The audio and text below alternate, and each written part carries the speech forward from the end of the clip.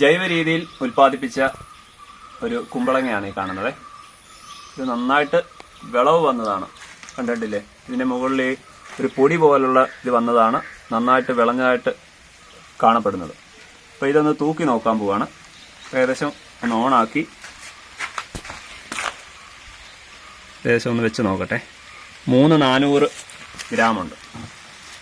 അതായത് ജൈവ രീതിയിൽ തന്നെ ഉൽപ്പാദിപ്പിച്ചതാണ്. ഇതിപ്പോൾ ഏകദേശം ചാണകപ്പൊടിയും ചാരവും ഇത് മാത്രമേ ഇതിന് വളമായിട്ട് നൽകിയിട്ടുള്ളൂ.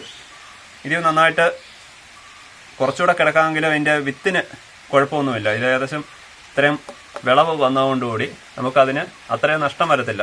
അപ്പോൾ ഇതിനകത്ത് ജൈവ രീതിയിൽ നോക്കുമ്പോൾ അടിവളമായിട്ട് നല്ല രീതിയിൽ ചാരം കൊടുക്കാൻ ശ്രമിക്കണം. അതേപോലെ തന്നെ ചാണകപ്പൊടി കൊടുക്കുക, പിന്നെ വേപ്പും പിണ്ണാക്കും ശകലം കൊടുക്കാൻ ശ്രമിക്കുക. ഇത്രയും മാത്രം ഉണ്ടെങ്കിൽ പിന്നെ നിങ്ങൾ ഇതിൻ്റെ വിളവെടുക്കാൻ വേണ്ടി മാത്രം പോയാൽ മതി. കണ്ടില്ലേ ഇതിൻ്റെ തൂക്കം നോക്കുക.